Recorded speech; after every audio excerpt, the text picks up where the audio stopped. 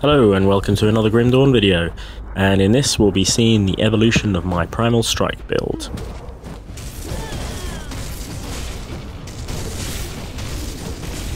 In this area I was fighting monsters that were levels 57 to 62. My character's level was 57 at the time, and he was coping very well, one-shotting most of the trash mobs and melting most of the boss slash heroes with no great troubles.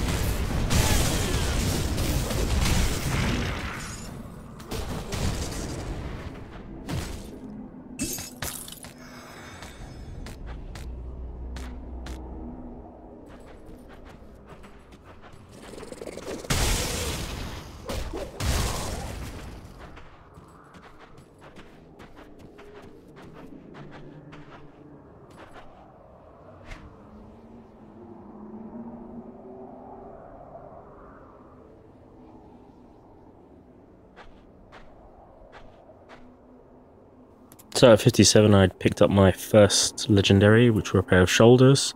They're very good, great resist on them compared to the rest of my gear, and I was still using the Wind Callers set, which was the Shaman level 30 set. I hadn't found any empowered, obviously, because they only drop at 65. My Primal Strike damage at this point was 5,300.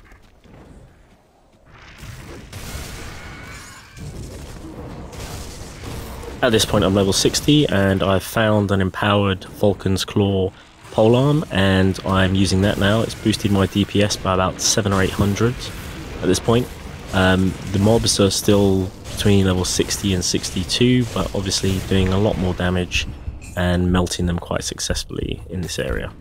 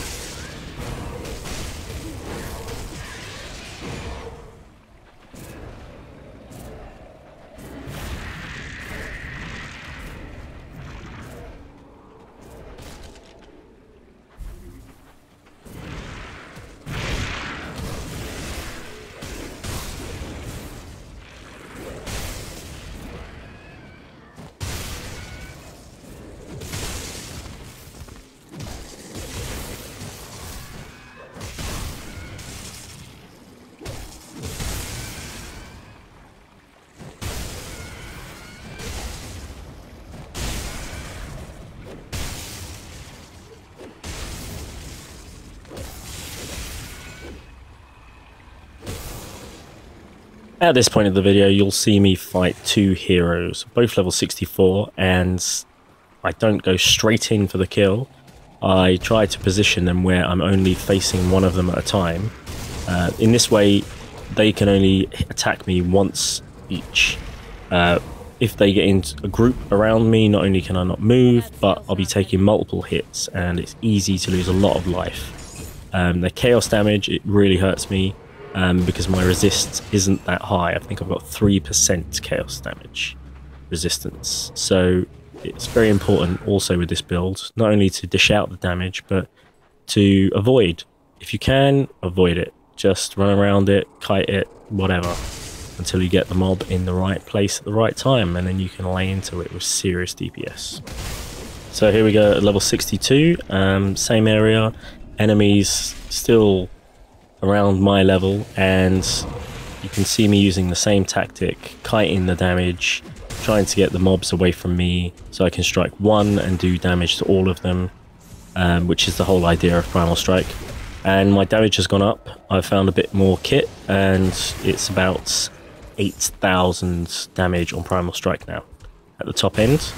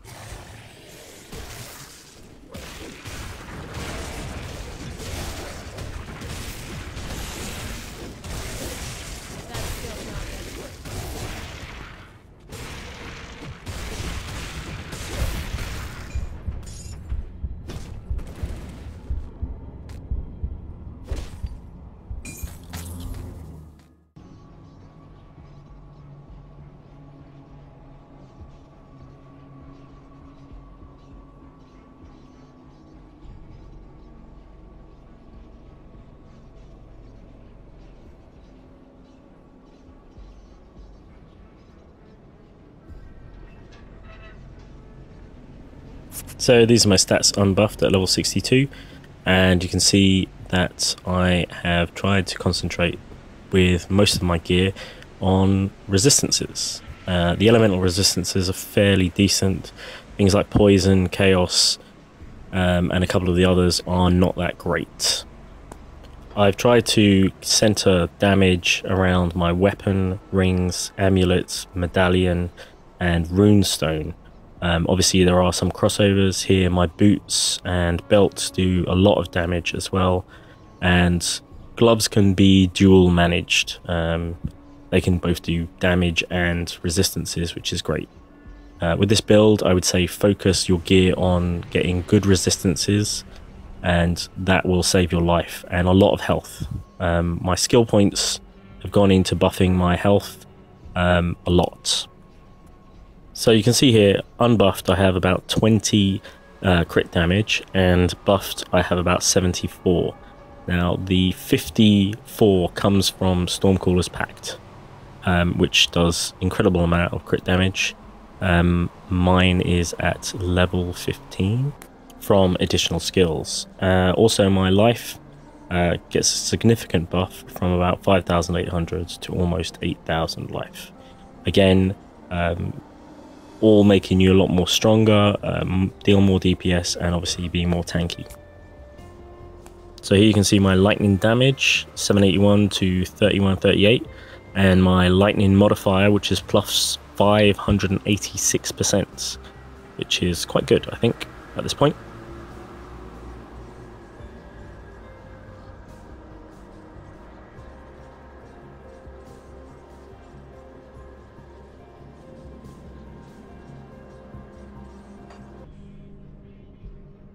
So this is my stat sheet. You can see there damage dealt 17,153, which is the highest crit I've actually done so far. But this is all within a scale. So damage directly scales from not only your weapon, your skill, but also your level and the level you are compared to the monster you fight. Now, I could hit 15, 16,000 crit damage on 10 people, but they'd be level 40 or level 45 or level 50. But if I came up against somebody who was level 62 or 64, I'll be doing significantly less damage. Even level 60, significantly less damage. It directly scales. Other games have used this, like Borderlands and some others, but this is to keep you in check. So as soon as you come up against the boss that's too hard, you should try and match its level to its highest scaling point, where it no longer levels up, and try and fight it then. That's probably the best way to fight really tough bosses. So here is the skills I'm using with the Shaman and where I've put my points. When the number on the left is bigger than the number on the right, I haven't cheated. It's basically that items are giving me more points into that particular skill, so they're affording me a higher level.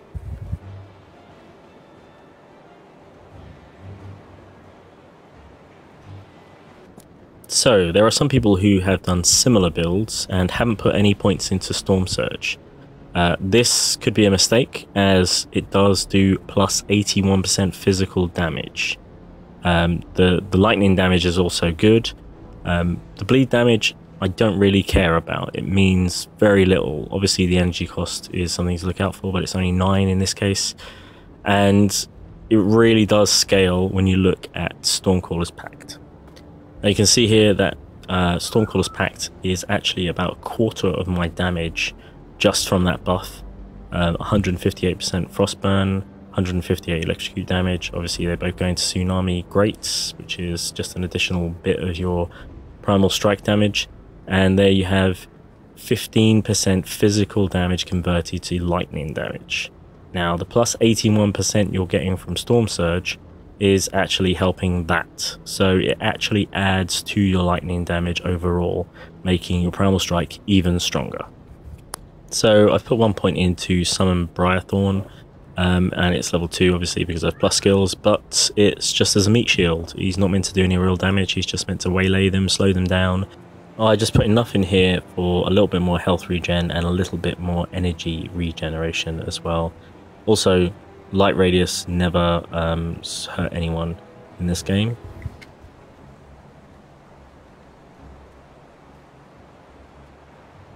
So Heart of the Wild is a passive skill and it's a no-brainer really. Plus 41% life and reduction of poison and bleed duration. Poison and bleed can do a hell of a lot of damage over time, especially when the mobs are of a higher level than you. Their damage again scales against your life, making it do more damage.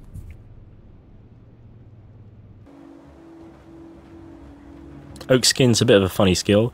It does increase your life regeneration by 8% and does a little bit of armor, but it was really the pierce resistance that I was after and retaliation damage.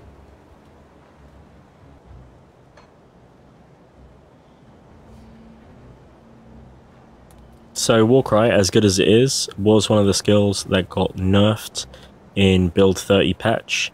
It literally halved the reduction of targets damage. So I did have 25 at level 6 and it went down to 12, and I'm going to start putting points back into that to try and achieve 20 to 25%, which is why I've got it. Also the 33% reduction of enemies' health. Again, this has diminishing returns and scales very strangely against monsters that are above your level and below your level. Military conditioning is more health and more physique, and so that means more regen and a bigger life pool to regen too. Now, if you went for the soldier as the secondary as opposed to the arcanist, as I mentioned in the first video for this build, then I would absolutely recommend decorated soldier. Plus 50% physical damage, which leads into more damage for your primal strike, and 20% to elemental and slow resistance. Slow can be a killer when you're fighting big packs. I went for field command because of the increased armor. 25% is a lot and will offer you great deal of protection compared to not having it at all. Offensive and defensive ability also goes into your chance to hit and chance to defend, I guess, in his case, as he doesn't have a shield. So now to the devotion chart, and as you can see, as I showed in the last video, Tsunami, absolute staple of this, added AoE to your already massive damage of Primal Strike, which is great.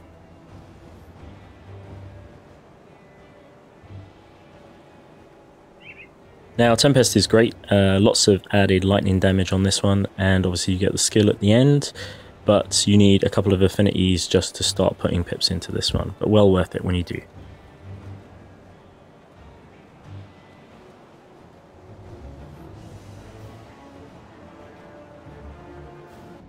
Now I've seen a lot of people put Reckless Tempest on their main attack. I've obviously gone for Tsunami because I think it does more AoE, but Reckless Tempest is still great, so I've put it on the Briarthorn, which actually does proc, and it does come off a lot and almost stuns enemies into position.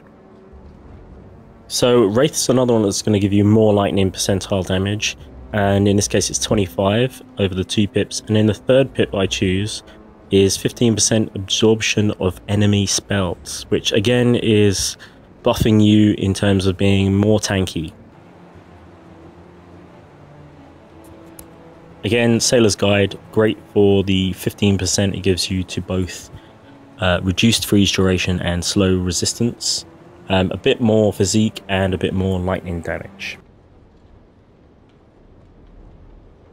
So on the Owl, it's the only spirit I've put into the build, and then the pip beneath is a 5% reduced skill, which actually does help quite a bit, as the skill I'm effectively using all the time does use a fair bit when concentrated on one enemy for a long period of time. The second 2 pips are obvious: lightning damage and elemental damage. So as a quick recap, damage is good, life is good, resistances are good, and I made the mistake of not going up to veteran until very recently, and I would recommend doing that on this build probably around level 40. Look out for my next video, which will be the evolution of this build up to 72.